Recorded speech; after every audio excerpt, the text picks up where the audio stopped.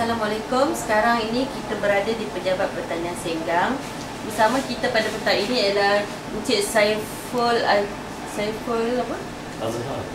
Azhar bin saya yang merupakan pembantu pertanian kawasan Blok 19. Sekarang saya nak tanya Encik Saiful, bagaimanakah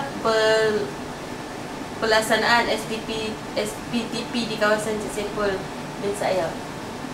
Waalaikumsalam. Terima kasih Cik Nurlaini. Sebelum itu SPTP ni dia adalah satu sistem pengembangan pertanian. Dia adalah sistem penyampaian jabatan, di mana sistem ini dia lebih tersusun dan berjadual, di mana dia fokus kepada lawatan pengembangan oleh pembantu pertanian. Walaupun dalam sistem ini dia ada metod-metod yang tentulah, ada beberapa metod termasuklah dalam latihan petani, ada peta demonstrasi, dia ada lawatan pengembangan, dan lawatan pengembangan ni dia lawatan 2 mingguan ke KJKK. Di mana dalam lawatan tu fokus kita dia ada 4 perkara penting. Yang pertamanya kita perlu menjelajahi, mana kita bertinjau ke seluruh kawasan JKK itu untuk melihat perkembangan aktiviti pertanian dan juga projek-projek pertanian yang dijalankan di bawah bimbingan Jabatan Pertanian.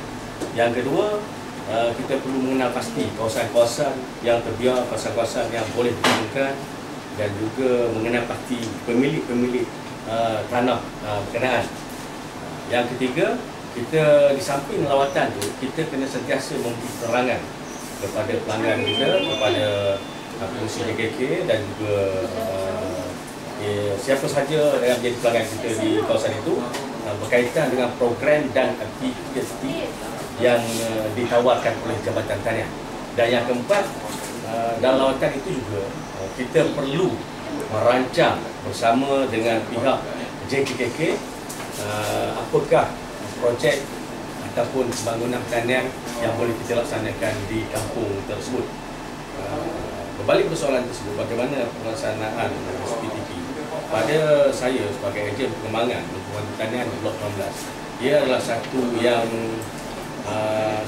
yang amat mencabar, dan dia adalah satu tugas yang perlu kita sandang bagi memastikan pemindahan teknologi pihak jabatan berjalan lancar dan golongan sasar mendapat manfaat daripada sistem SPTP ini.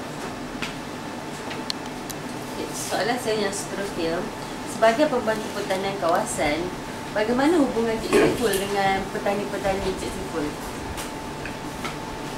Dalam apa saja program ataupun apa saja aktiviti, perhubungan adalah amat penting. Contohnya dalam perniagaan ataupun di dalam apa saja kerjaya, dia perlu ada hubungan yang baik. Oleh itu ia amat penting, di mana dalam tugas ini kita perlu mendekati pelanggan kita, dan kita perlu memahami sifat-sifat, dan juga kita perlu memahami aktiviti yang kerjaya itu, dan kita kena memahami kehendak pelanggan.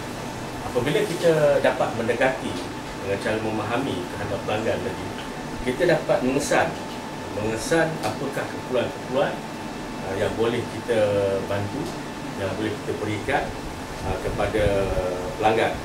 Ini sesuai juga dengan dengan mesyuarat Perdana Menteri kita, Datuk Seri Najib Tun Razak, di mana kita perlu mendekati rakyat didahulukan.